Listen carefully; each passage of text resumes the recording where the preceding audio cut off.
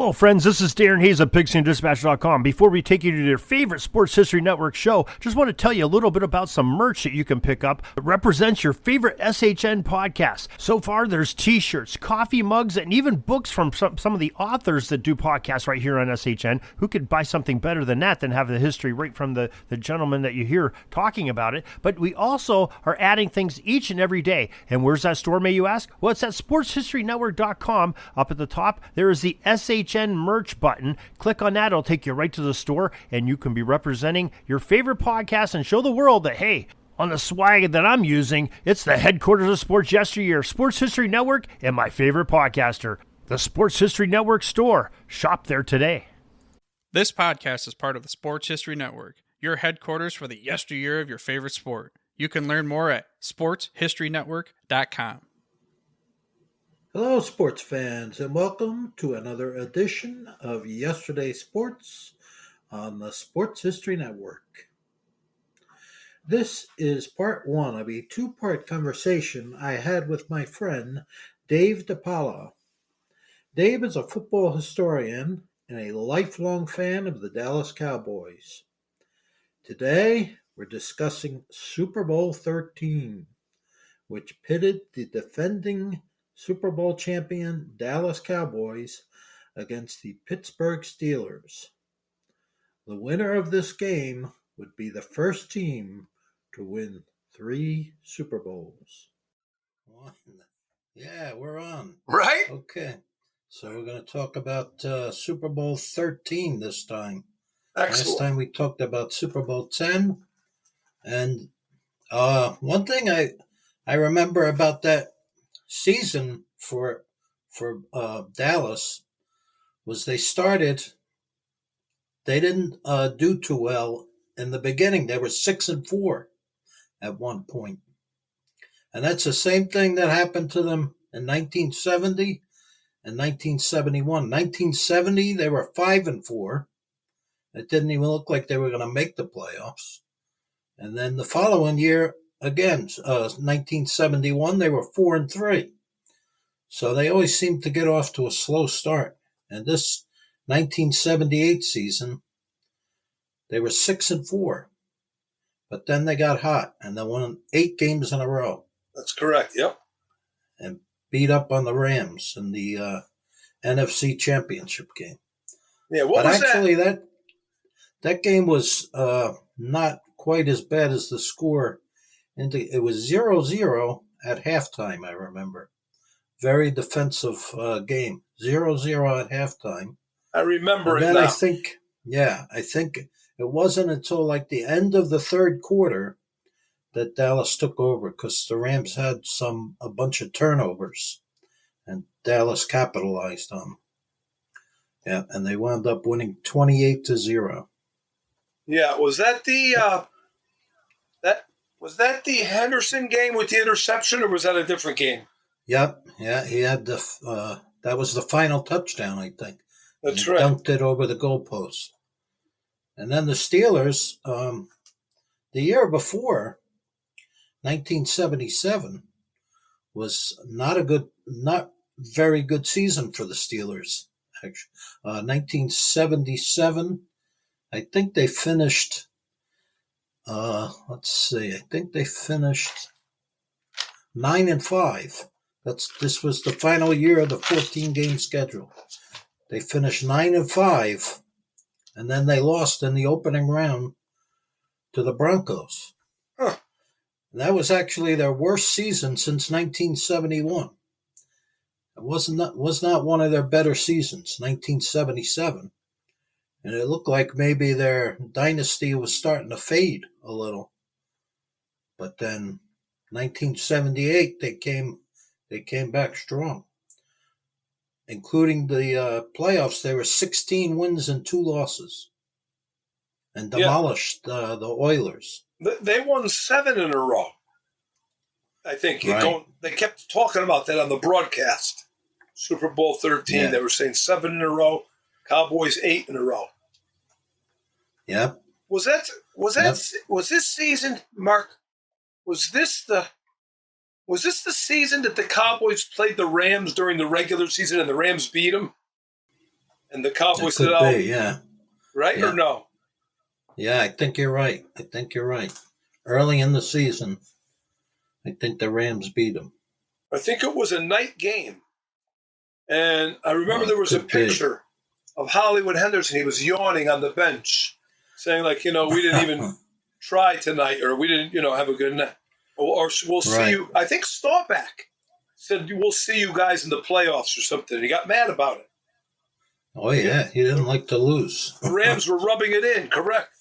I think I didn't look at the schedule that year, but you remember kind of stuff better than I do. I thought that was the one, yes. Right. So to start the game, Dallas got the ball first. Dallas got the opening kickoff. They did. And Dorsett was running wild. 3 big runs in a row Dorsett had. That's right. And Herb Scott, remember Herb Scott, the big offensive guard? Yeah, he pasted somebody on a couple of those runs. Lambert. He pasted Lambert. Yep. And Dorsett was running wild. 47. The offensive line. That's right. 47 yards, I think, in the first quarter, Mark. Oh, yeah. And For the Dorsett. offensive line was, And the offensive line was firing off, beating them on the line of scrimmage. And they had the ball. They brought it down to Pittsburgh 33-yard line, right? And then what? Then they tried to get cute. Exactly. Why? Then they tried to get cute. I don't know. I don't know why they didn't just keep giving it to Dorsett. They tried that double reverse. I found a site. And they fumbled. Yeah, I found the site, and it gave like a review of the game. Yeah. And it said in the locker room. That was a section, and it said quotes in the locker room. And somebody asked Staubach if he called that reverse, and then he said, and then he caught himself and he said, "Oh no, but that was a good call," because he knew it wasn't a good call. But knowing that Landry called it, right, and so that was very, Landry got like that sometimes though. Don't you ever? He had a history of those trick plays. Yeah. But a lot of the times they worked, so it's hard to criticize them too much because a lot of times those trick plays worked. No, they did, but if you got something that's going pretty good, kind of stick with it. I mean, they caught them off guard. You go up 7-0 there, that's big. Yeah, and they had them on their heels. They were running the ball. Yeah, and they had a punt, right? Or let's see. I think they fumbled. Oh, they fumbled. That's right. That's right. Pittsburgh recovered. That's right. And then they had a 50-yard pass to Stallworth. 3 good catches by Stallworth. Oh, he was killing them. Stallworth was killing them. And you said it one day. You brought that up to me. You said he might not have ever got his foot down, but in the broadcast, Merlin Olsen, I think, says, well, he pushed because they forced him out. He says, and that's how they ruled. He actually brought it up. Right. I think that might have been John Brody, I think, was announcing. Yeah, him. John Brody. Both of them, actually. Brody and Olsen. And one of my favorites. He was from Wyoming. What was his name? Kirk Gowdy. Yeah, Kirk Gowdy. Yeah, I think he was born in Wyoming. Because he brings up Aaron Kyle later on. And he goes, from the University of Wyoming. He was proud of that. Yeah.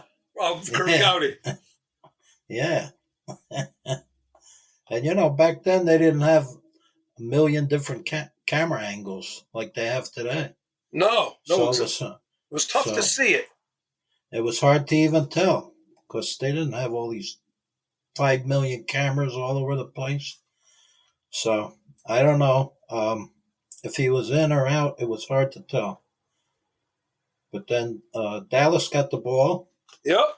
And again, just like in Super Bowl X, Staubach was getting heavy pressure. Yep. He got sacked twice. 2 very bad sacks. They were not good sacks at all.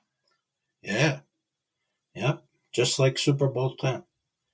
I don't know why they didn't just keep giving it to Dorsett. He didn't have his best games against Pittsburgh. He played better in this one. Yeah. He got better as the game went on. Staubach. Yep. He made some great plays at the end. But in the beginning, right, they got those 2 sacks. Pittsburgh adjusted very well in those games. Yeah, they kind of did. Right, they kind of stopped Dorsett after a while. Then they were putting pressure on Staubach, but you're right about that. 2 terrible sacks. But then the Steelers' next 2 possessions were both turnovers. Yes, D.D. Lewis. They had an interception, right? That was D.D. Lewis that intercepted, I think, right? Yeah, he threw it right to him, kind of.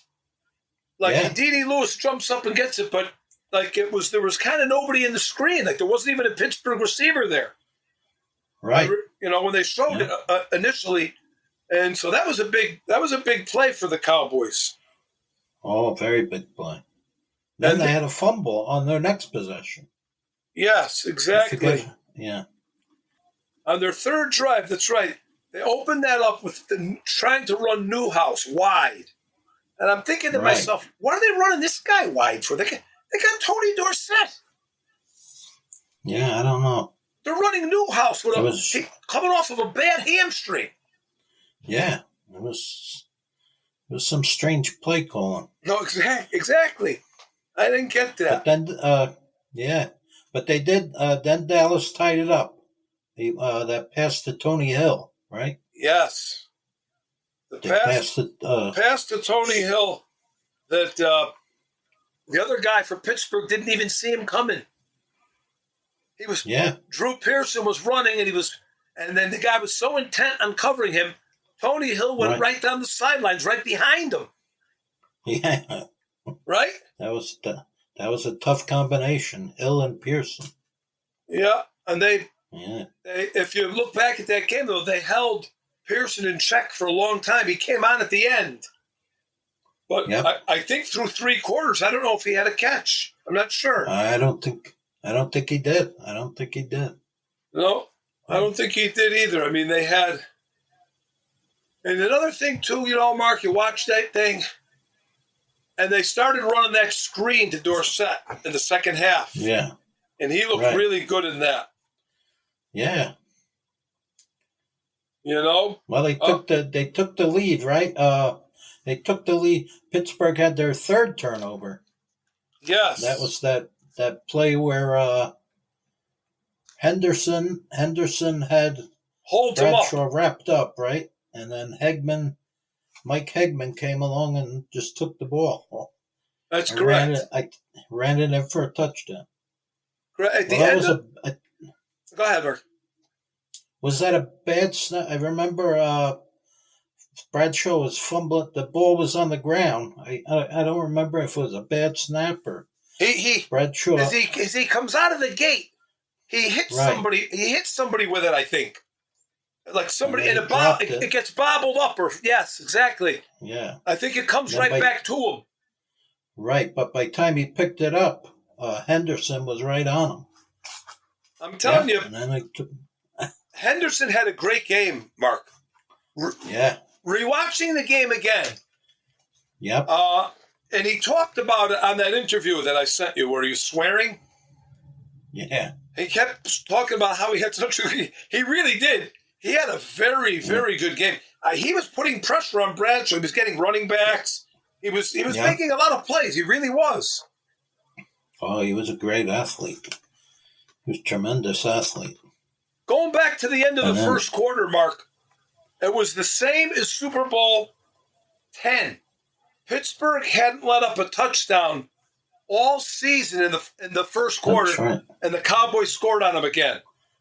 That's right. Same thing in Super Bowl 10. Yep. Nobody else could score on them in the first quarter. Nope. But then Stallworth again. They tied it up. Pass to Stallworth. Stallworth with that crazy 70-something yard. He's running right by guys. Yeah. I actually thought I always thought he was better than Swan. I thought he was a better receiver than Swan. I think he was probably a little more consistent than Swan. Like he played longer. Yeah, he was bigger. Yeah. He was taller than Swan. And I think Swan made big plays. You can't take that away from him. Yeah. You know? Oh, no. But you're right. They tied it up. And right before that, I think there was right before that, or was maybe during that play, I think that's when Kirk Cowdy, he says, the dirty towels, he calls them by mistake. Oh, yeah. Instead of the terrible towel. He says, the dirty towel. And the other guy starts laughing, I think Brody. And he goes, the terrible towels, Merlin Olsen says. And, it was 14-14. I mean, and they were commenting on how the momentum has been swinging back and forth. Yeah. They couldn't believe it. They were also commenting on how hard hitting the game was. Very hard hitting. Oh, yeah, vicious. Very hard hitting, just like Super Bowl X. He said at that point. Go ahead, Mark. I was going to say, Stallworth, at that point, after that touchdown, he already had 115 yards receiving. Yes. He had 3 catches for 115 yards receiving. And, he was killing them. And that's during that series, or maybe it was right before that series. It might have been the series prior to that. They brought up the fact that Franco Harris at that time, when year did he come into the league? 71? 72.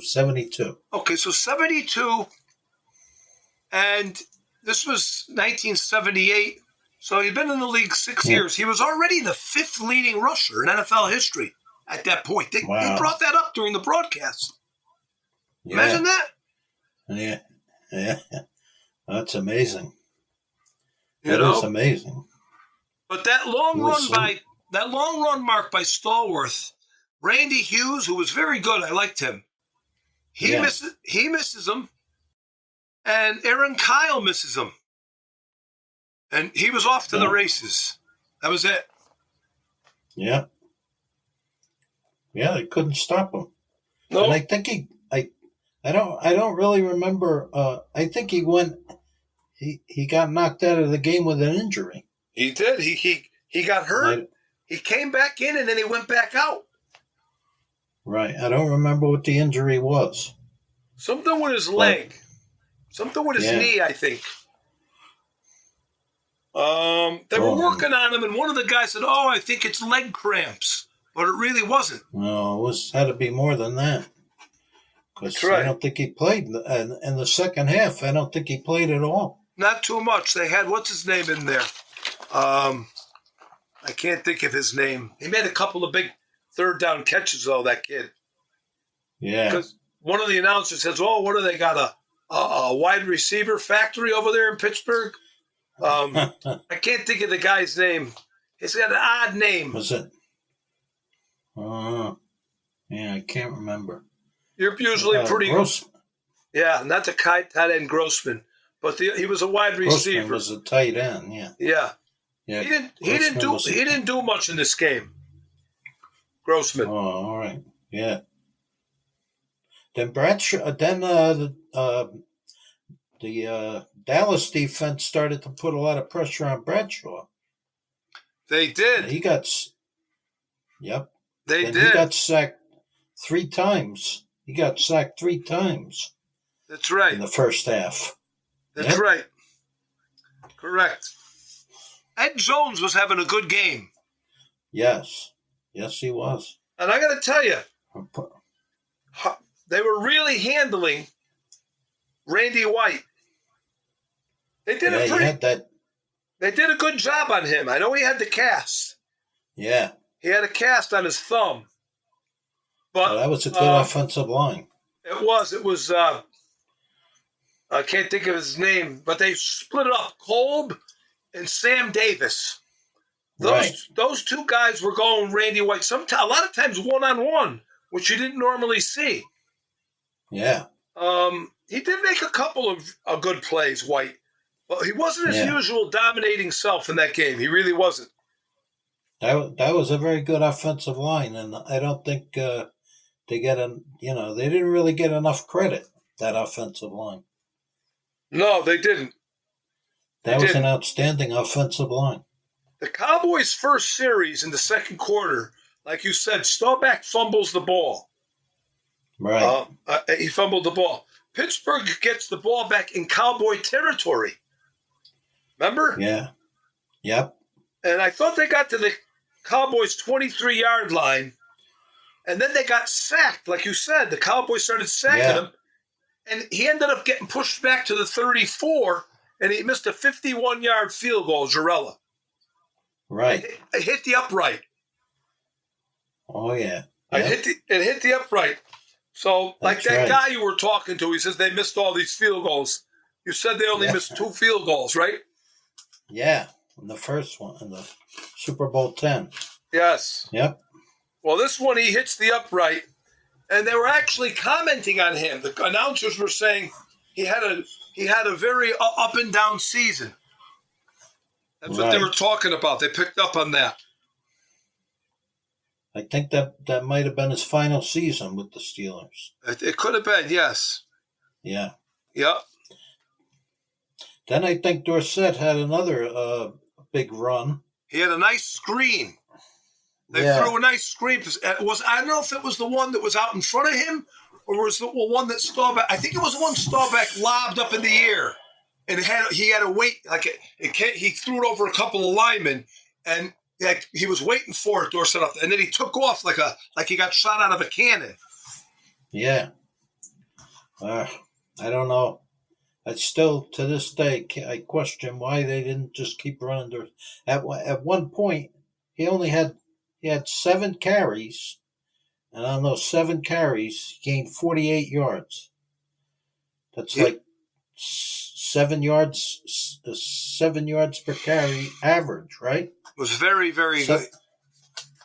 I don't know what it was. I don't know why didn't. Yeah. I don't know what it was, but 7? then he ended up throwing an interception then, Staubach, remember? Yeah. He threw into triple. There was 3 guys there. He threw into triple coverage. Yeah. 3 Steelers around. It was a terrible. And that was the play. You sent me an email on that about Billy Joe Dupree getting a penalty for hitting a guy. I mean, listen, in all the years I've been watching football, I never saw that happen. A guy intercepts a ball, somebody hits him, tackles him, and they throw a flag on that? Yeah, and that was a 15-yard penalty. I never saw that happen. Foul. I never saw that happen in my life. In fact, underneath in the comments, I commented on it the other night. I said, in all my years of watching football, 54, 55 years, I never saw a guy get penalized after making a tackle on an interception. No, I don't. I still don't. I've watched it and rewatched it, and I couldn't figure out why. Why is there a penalty here? It was a perfectly clean hit. No, it wasn't dirty. No. It was hard. It was hard. You could hit it. You could hear it on the broadcast. Yeah. But nothing dirty about it, or didn't hit him low or anything. No. If anything, I'm not even sure. No, if anything, Mark, that number 29 for the Steelers, Ron Johnson, he was a rookie. He was playing in their secondary. He was making a lot of high tackles, hitting guys in the head. Billy Joe Dupree almost went after him when he scored that late touchdown. He was going to spike the ball, and then he hit Dorsett in the head on a long run a little later on in the game. He 3 or 4 guys he was tackling around the neck and the head, knocked somebody's helmet off. Not one flag. Dupree hits a guy on an interception return. They throw a penalty. Yeah, and that was a big penalty. Because that was a 15-yard penalty. And then... That's right. Where did it bring the ball up to? Do you remember? I'm trying to remember. But it was a brought big... it up to near midfield? I think. Probably. I think Dupree probably tackled him at around the 35-yard line. And then they got the ball at the 50. And that made a huge difference. No, it did, because what happens after that? Then they had the Rocky Bleier touchdown. Okay, so the Cowboys had some momentum. And they don't. Yep. He throws a terrible. That was a terrible throw by Staubach. It really was. Yeah. He throws this interception, and then to make it worse, Rocky Bleier scores right before the half. Yeah. And jumped about 6 feet in the air. Yep, that was a terrible exchange. Those two possessions. Yeah. The possession of the Cowboys throw the interception, not even coming away with a field goal, and Pittsburgh getting a touchdown right before the half was not good. No, it really changed the momentum. It kind of did. I mean, even though they came out in the third quarter and both teams were very kind of, they said that they went, and the announcing crew said that both teams got conservative. But I don't think it was that. They're just defenses were playing very tough. Well, they always say, the announcers always seem to say that when there's good defense. That third quarter was really controlled by the defense. No, it was. Both defenses, they were playing tremendous. Both defenses were playing tremendous in the third quarter. I don't think there was a point scored in the third quarter, right? I don't think there was a point scored. Let me see, Mark. I had it written down here. Third quarter, Pittsburgh couldn't move. They punted. And then, what happened was Newhouse got hurt with a hamstring again. And they brought Scott Laidlaw in, who was very good, by the way. Yeah, I always liked him. He was picking up Lambert on some very good blocks. Oh, yeah, I remember he nailed him on one. And he had some knocked them out of the game. I think he had to go out of the game for a couple plays. He did. They were working on his ribs. Yeah. And that's right. Laidlaw had a couple of good runs, Mark. Yep. Laidlaw. The announcers actually picked up on it. But by that, then Danny White punted. Actually, that was his fourth punt. And then when Pittsburgh couldn't move the ball, first series of the third quarter, right? That was their first punt of the game. I didn't know any of this, but when I watched it the other night, I remember Merlin Olsen saying Pittsburgh's first punt of the game. So they didn't punt until the second half. Wow. And then Danny White punted. That was his fourth punt, because I wrote that down. I said, geez, 4 punts already to 1, And then the Cowboys had another pretty good series, but on defense.